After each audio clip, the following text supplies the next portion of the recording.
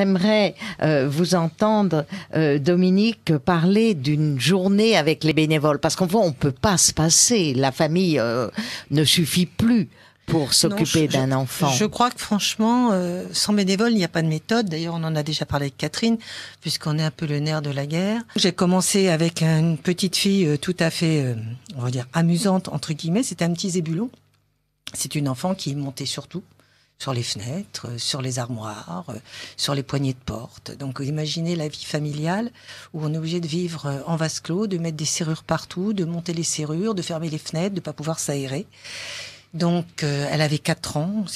Elle était belle comme tout et riant tout le temps, mais montant partout. Donc, j'ai passé mes journées au début à avoir une petite fille dans une balançoire. Et ça a mis plus de 2 ans. Chaque bénévole, on la poussait, et on la voyait qui était heureuse, mais qui ne regardait pas. Donc on faisait comme elle tapait dans ses mains, on tapait dans les mains, elle s'arrachait les cheveux, on s'arrachait les cheveux, elle se mettait le doigt dans le nez, on se mettait le doigt dans le nez. On suivait exactement la méthode, être son double, être son miroir. Voilà, on imite l'enfant. On imitait tout ce qu'elle faisait. Et un jour, pour rentrer dans son monde. Pour rentrer dans son monde. Et au début, il n'y avait rien. Et puis un jour, on a commencé à se dire, on s'appelait, elle m'a regardé. Elle a tourné sa tête, elle l'a retourné. Et ça, c'était d'explosion de joie des bénévoles. Voilà. Et petit à petit, comme ça, cet enfant commençait à nous regarder, a commencé à toucher nos mains, à accepter qu'on claque nos mains, à accepter qu'on la prenne dans nos bras, parce qu'on pouvait pas toucher la tête, on pouvait pas toucher les pieds, on pouvait pas toucher les mains. Elle refusait tout contact. Et c'était cette balançoire, ce balancement, qui a permis qu'on rentre dans son monde. Petit à petit, on est sorti de la balançoire. On a pu s'asseoir par terre, on a pu commencer à avoir des petits câlins, on a pu commencer à voir ce qu'elle voulait.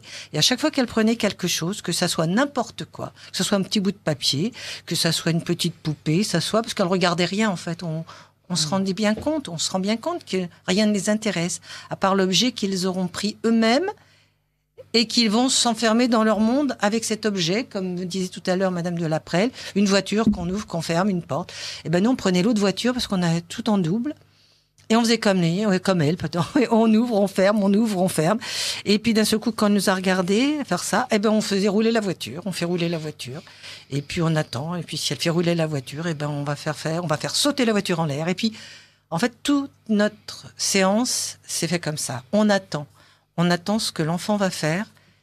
Et c'est notre chef. C'est l'école de la patience. Voilà. Et oui. Et des fois, elle ne veut rien faire. Et de l'humilité. Elle ne veut rien faire. Alors on s'assoit, on suit toujours la méthode. On attend. Et on attend. Et on attend. Puis des fois, elle en a assez. Alors elle vient voir ce qu'on fait. Parce que des fois, moi, je prends un livre où je chante comme une folle à tue-tête dans sa chambre. Puis je me dis, puisqu'elle m'a oublié, chantons. Soyons gais. Parce qu'il faut toujours être très gai. C'est ça l'important. Être dynamique, gai, enthousiaste. Si on a des soucis, faut les laisser à la porte parce que l'enfant va le ressentir. Et j'ai vu 2-3 fois c'est arrivé. Au bout d'un moment, elle vient me voir, elle regarde, elle me dit mais qu'est-ce qu'elle fait ça? Elle est folle, qu'est-ce que c'est pas possible? Et on peut recommencer à jouer. C'est elle qui joue. On prend des choses, on va se mettre devant la glace. Petit à petit, elle apprend à se regarder. Elle va apprendre à mettre la main dans mes cheveux, m'autoriser à ce que je pose ma main sur sa tête. On va se regarder toutes les deux devant la glace. On va embrasser le miroir. Vous voyez, plein de petites choses comme ça. Et ça, c'est 1h30. Constant comme ça. Alors, moi, j'ai mon style, parce que faut pas avoir un métier particulier. On est grand-mère, on est mère, on a du bon sens. On la laisse faire.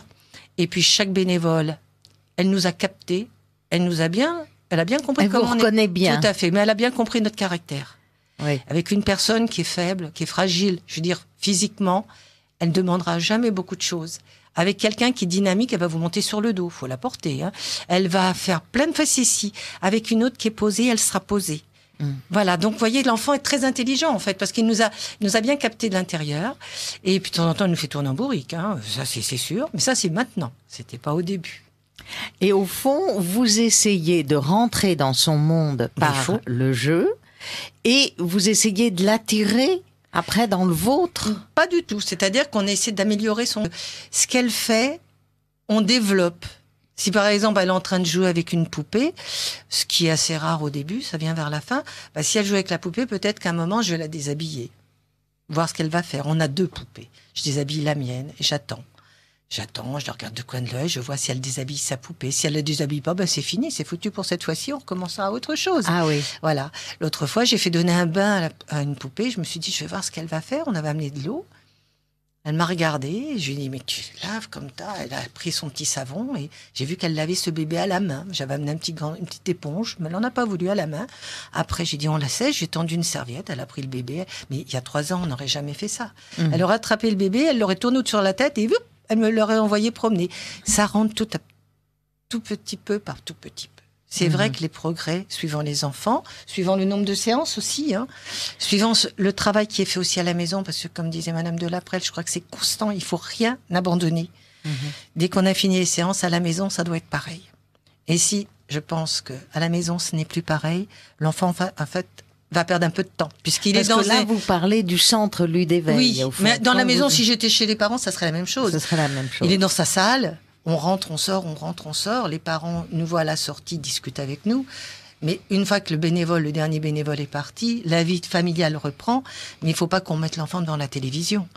Si Non. on le met devant des dessins animés, c'est pas la peine. Tout ce qu'on lui a fait faire dans la journée, et à qui, enfin, à qui entre guillemets, le bien-être qu'on lui a apporté. Mais il faut aussi que les parents continuent. Donc, les parents doivent être au courant de la méthode, doivent comprendre, Je pense que les premiers qui prennent l'engagement, ce sont les parents qui adhèrent et qui savent à quoi ils s'engagent. Voilà. C'est-à-dire que leur enfant, eh bien, il va falloir toujours être pas à sa disposition, mais à son écoute. Oui. Et puis comprendre et l'accompagner toute la journée, un petit peu comme nous on fait. Bien mais je sûr. pense qu'ils se mettent dans le jeu aussi, dès qu'ils voient les progrès. Et est-ce qu'il y a justement des parents qui se découragent? Est-ce que comment vous parce que de temps en temps il y a des récessions.